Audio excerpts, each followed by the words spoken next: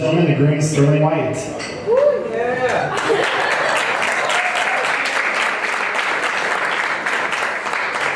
I'll try not to be long-winded, but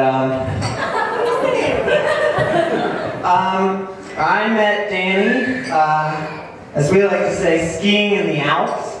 What was more likely happened was she was skiing and I was falling down a mountainside on a snowboard right behind her. But Danny is right in that I sat on my little couch all by myself and tapped away on my computer quietly until she decided we were going to be friends, regardless of whether or not I wanted to. And that was when it kind of started for me. This girl that was just about as stubborn as I was, taking an interest in me. And I really fell for her in Austria, and she didn't know it. And at one point I remember going up on the mountainside right behind the school and just sitting up there at night, and I asked God, Father, I want that woman. What do I have to do to be with her?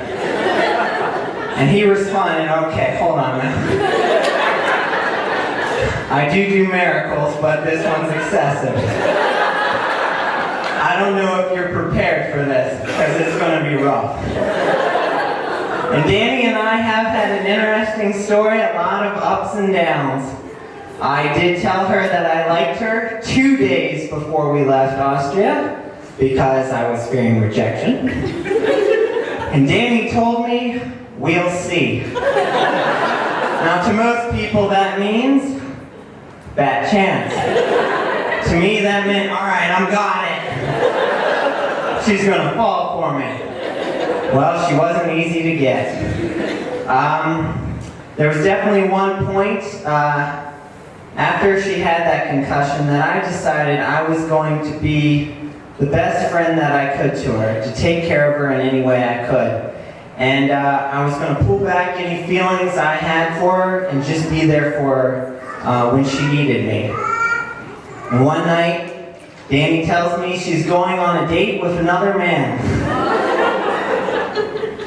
Needless to say, I wasn't too happy. But instead of expressing how I felt about that, I told her she should go on the date.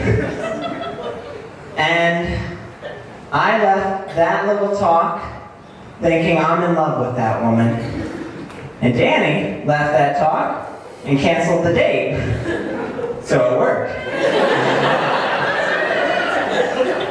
And then we did long distance for 1.5 years, and it was a rough time.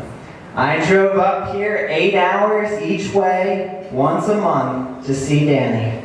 I spent a lot of gas. I was doing it in a minivan with a broken window, 3 missing hubcaps, no air conditioning in the summer, but I came. And, but we reached a point where we weren't sure where we were going to go. Danny was moving down to Florida to go to college, to go to law school. And I decided I was staying in Richmond. It was a bad choice at the time, I didn't realize it. And so we broke up. And that was probably the hardest.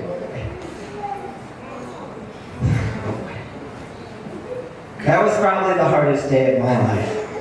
Was when I had to walk away from this woman. And I cried the whole way home. And I knew I'd made the biggest mistake in my life. And so, she came on my family vacation. I don't know why. We were broken up, and she still came. And I fell in love with her all over again. And I knew when I helped her move down to Florida that I just couldn't let go. And so, it was only about a month later, I came down I found a job and I stayed. And the time came to buy Danny the engagement ring.